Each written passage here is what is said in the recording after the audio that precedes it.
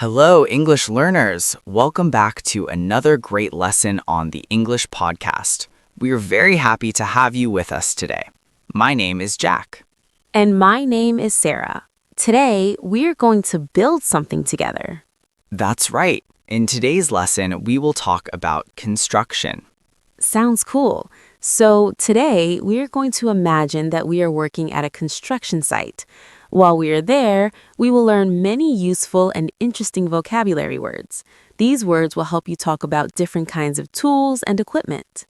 We will also learn some common phrases that people use when they talk about work. So even if you are not interested in building things or working with your hands, don't worry. This lesson will still help you learn English that you can use to talk about work in general.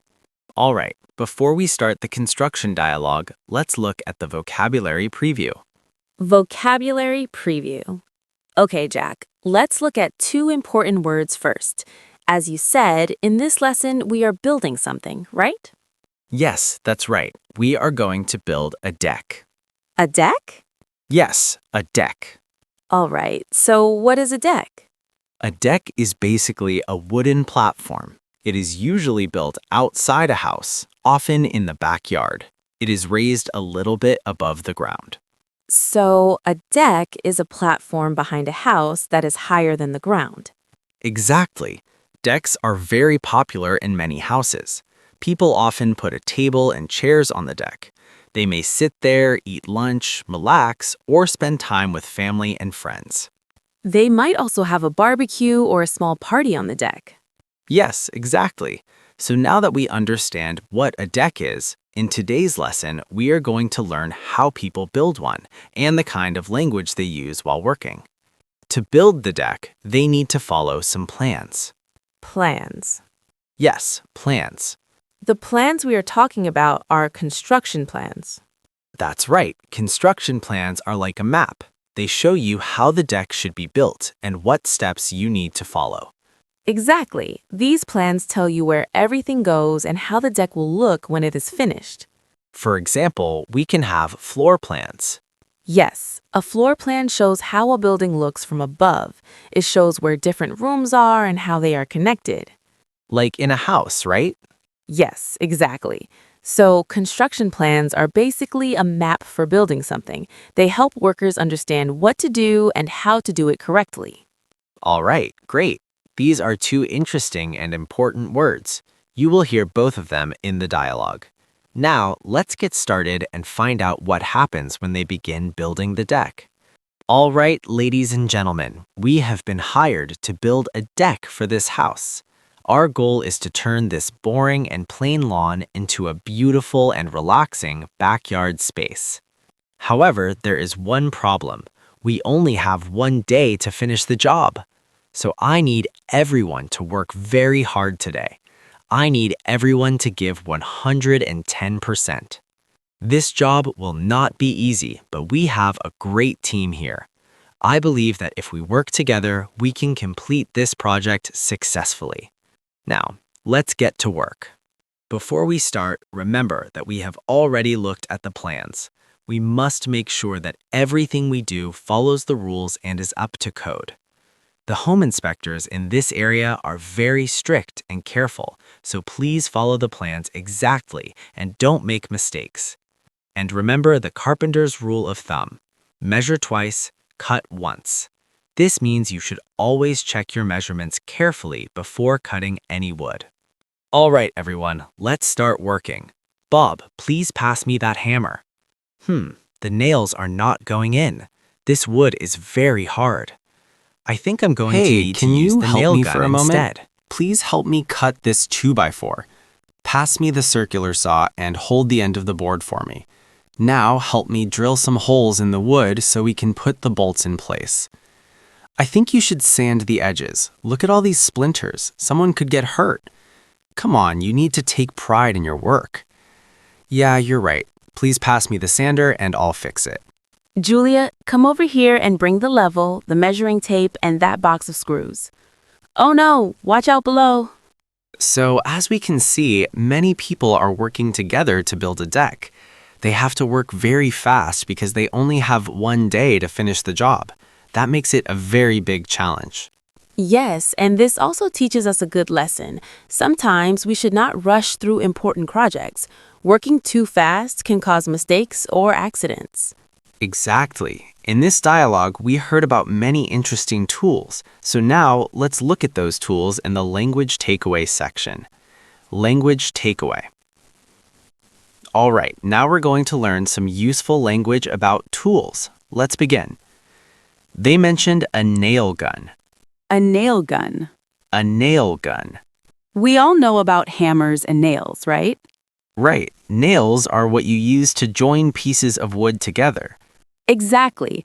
A nail gun is a more advanced tool. You don't need to hit nails with a hammer. Instead, the machine pushes the nails into the wood very quickly. It's a little hard to explain, so let's think about the sound it makes. As the name suggests, it works like a gun that shoots nails into wood.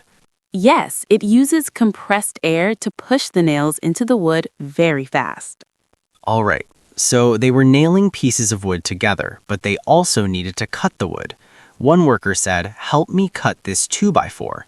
A 2x4 is a very common piece of wood used in construction. It is about 2 inches high and 4 inches wide.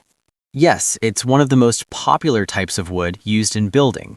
You will hear the word 2x4 very often at construction sites. To cut the 2x4, they said, "Pass me the circular saw." A circular saw. A circular saw. A circular saw is a tool used to cut wood. There are many types of saws, but this one has a blade shaped like a circle. That's why it is called a circular saw. After cutting the wood, one worker said, "I think you should sand the edges." To sand something means to make it smooth using sandpaper. Yes, sandpaper has small rough pieces on it that remove sharp edges and make the wood smooth. They also talked about a sander. A sander is a machine that uses sandpaper and makes sanding faster and easier. It does the hard work for you. So, to sand something and a sander are very important when working with wood, especially to keep people safe and avoid injuries. If you don't sand a piece of wood, it may have splinters. Splinters. A splinter. Splinters.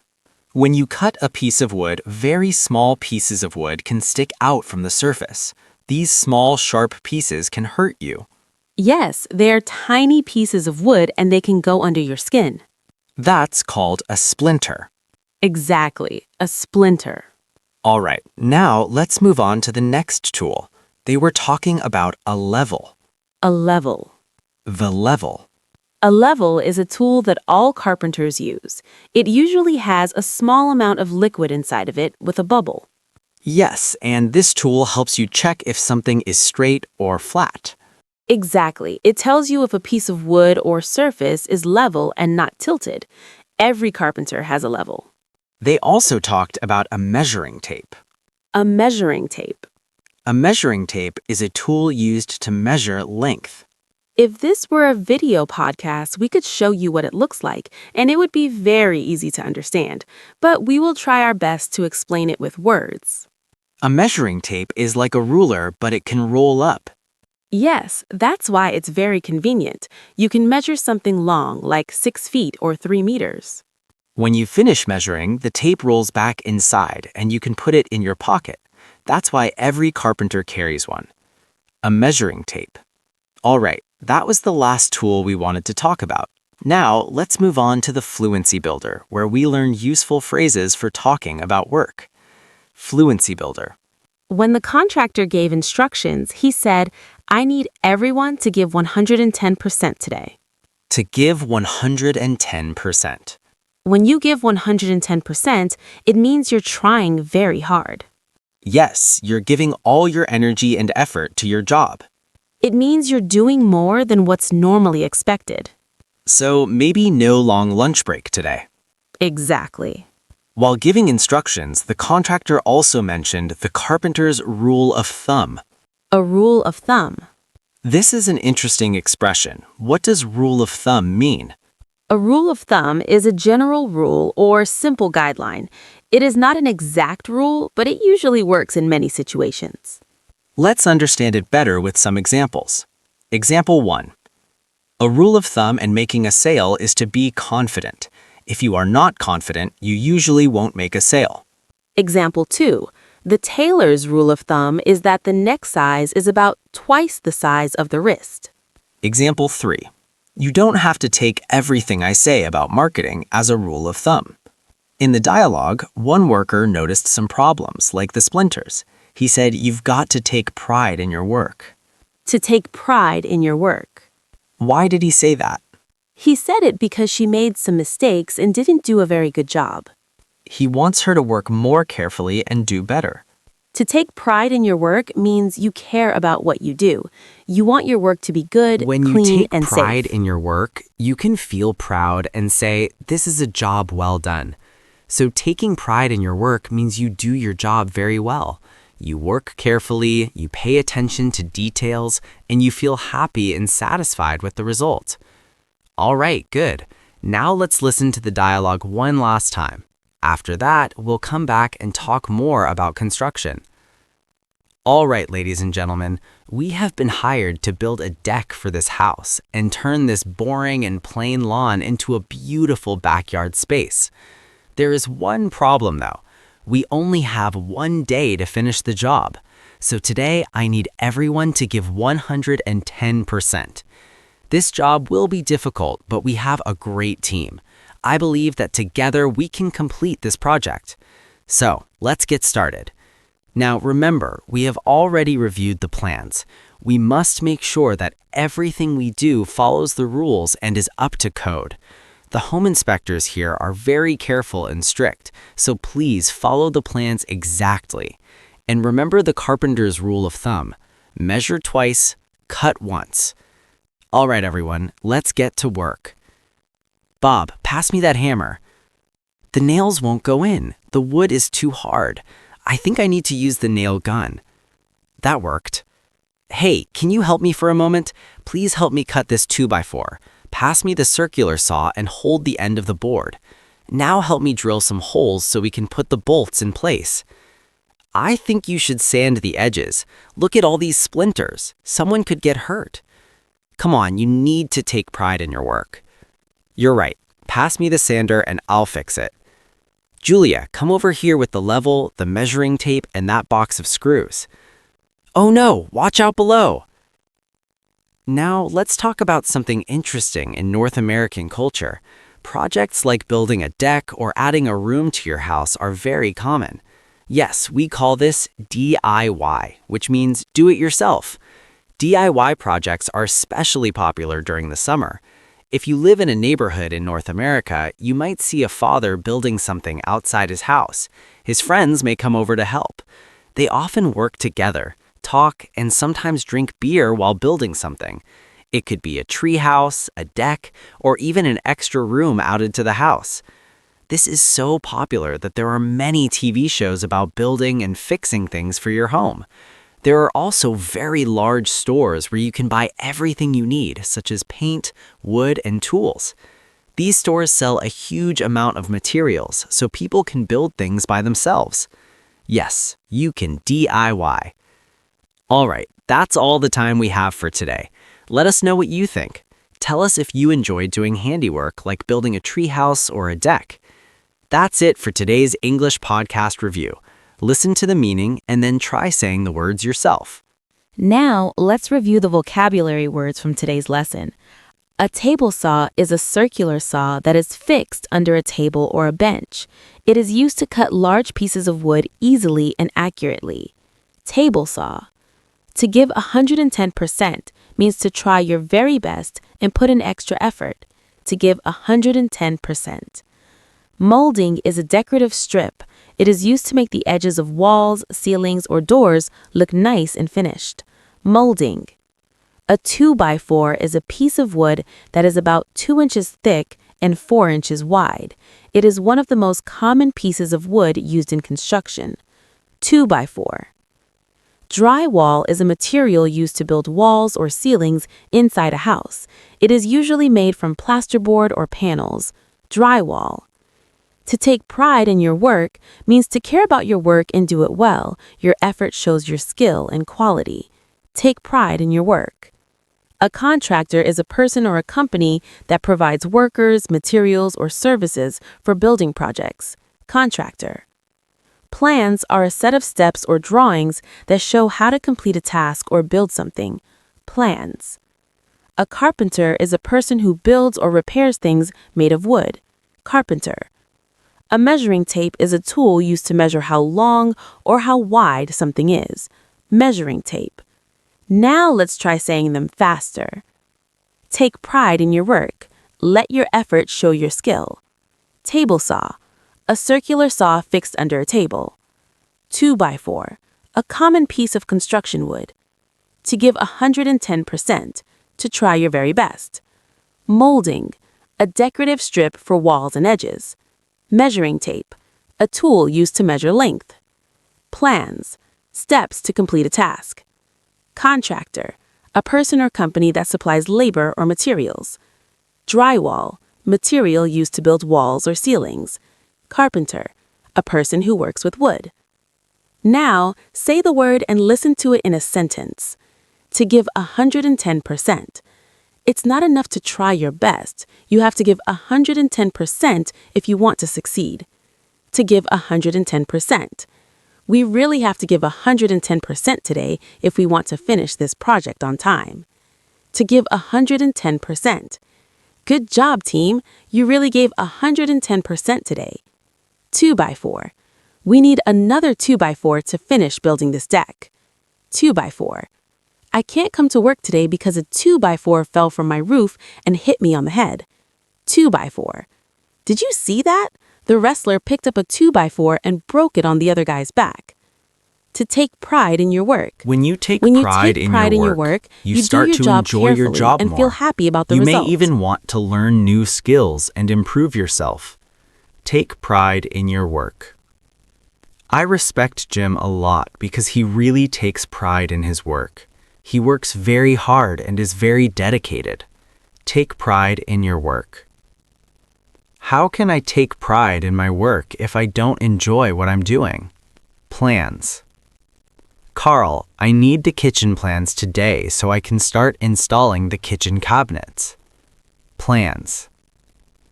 These floor plans are written in Chinese. We need to translate them before we begin construction. Plans. Our architect is not finished drawing the floor plans yet, but I'm sure the house will look great when it's done. Measuring tape. This measuring tape shows inches. I need one that also shows centimeters. Measuring tape. In the past, measuring tapes were first used by tailors and dressmakers to measure clothes. Measuring tape. Look at my new digital measuring tape. I just point it at something and it tells me the distance right away. A new story. Learning important lessons about money. In today's story, we will discover 5 powerful lessons about managing money.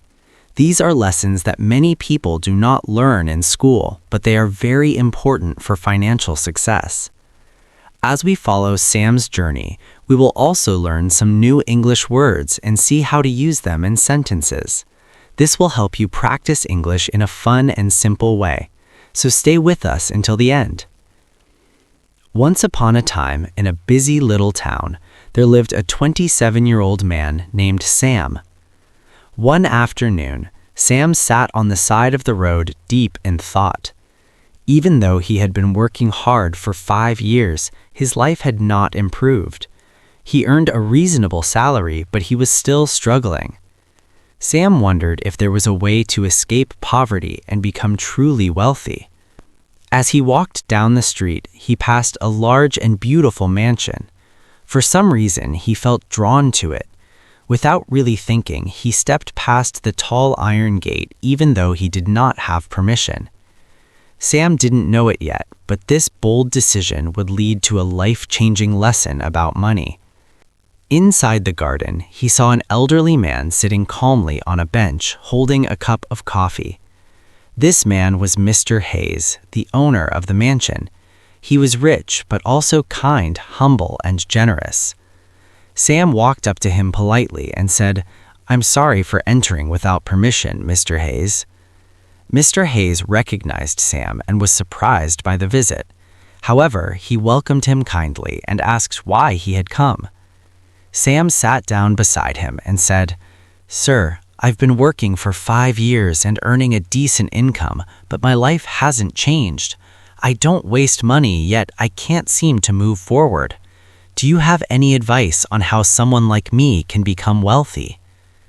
With a warm smile, Mr. Hayes replied, "Anyone can become wealthy, Sam, including you." He continued, "I will share 5 principles about money that you won't learn in school. If you follow them carefully, I promise you will be on the path to financial success." Sam listened carefully as Mr. Hayes began. "The first rule," Mr. Hayes said, "is to spend less than you earn. This is the foundation. If you cannot do this, you cannot move on to the next steps. For example," he continued, "if you earn $5,000 a month, If you earn money every month, you should save part of it.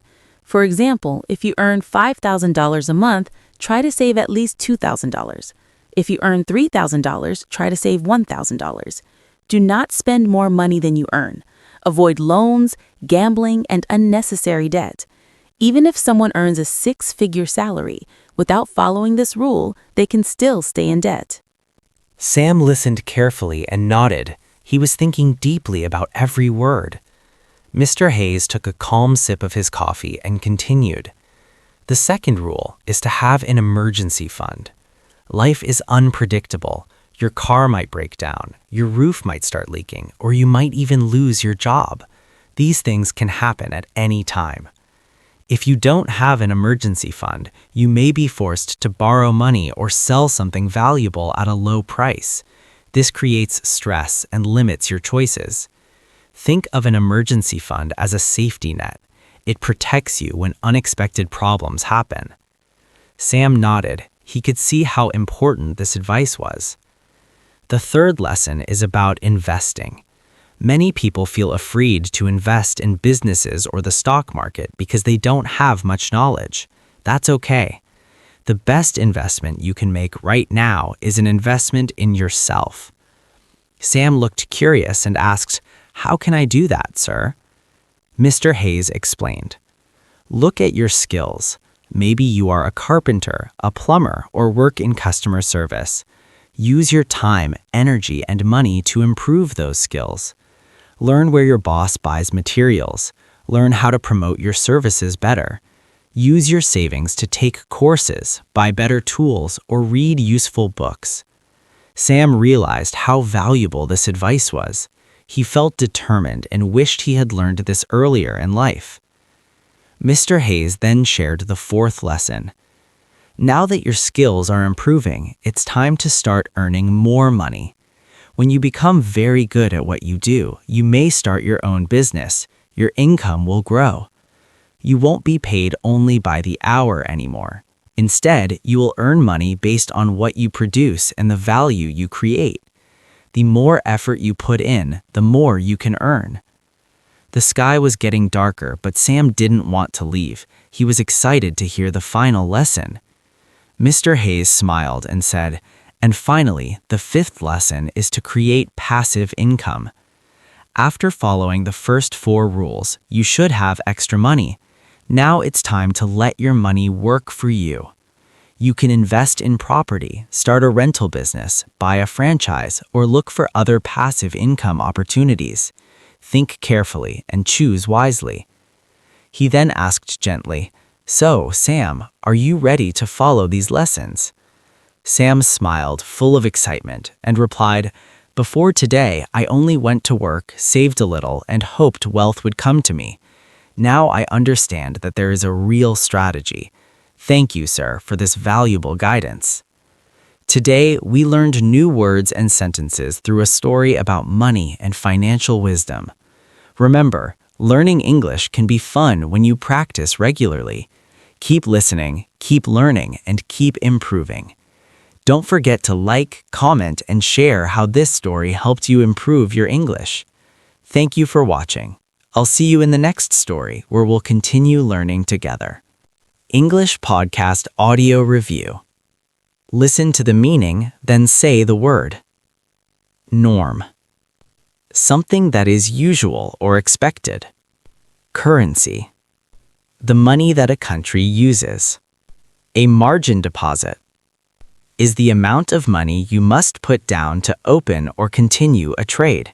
It is not the full amount, only a part of it. Margin deposit. Drastically. Drastically means something happens very strongly or in a big and sudden way. Drastically. A split second. A split second means a very, very short moment of time. A split second. Bid. A bid is an offer to pay a certain amount of money for something. Bid. Norm. A norm is something that is usual, common, or expected. Norm. Currency. Currency is the money used by a country. Currency. Now let's try saying them faster. Margin deposit. The money needed to open or maintain a trade. Norm. Something that is usual or expected. Split second. A very, very short moment. Bid. An offer to pay a price. Drastically. Happening very quickly or strongly. Currency. The money a country uses. Now say the word and listen to it in a sentence. Norm. What is the norm in this company when it comes to workplace rules? Norm. This is the norm here, so you should get used to it. Norm. Food delivery, McDonald's, and street vendors are the norm around here. Currency. Before I went to France, I had to change my Canadian currency into euros. Currency. What is the currency used in this country? Currency. My country's currency is worth very little compared to the US dollar. Margin deposit. He decided to begin trading with a margin deposit of 100 British pounds. Margin deposit. I can't believe I can trade with $1 million after only putting down a margin deposit of $10,000. Margin deposit. You must be careful when trading with a margin deposit because you can lose more than you invested. Split second. The gang members were coming towards me fast, so I made a split-second decision to run instead of fight. Split second.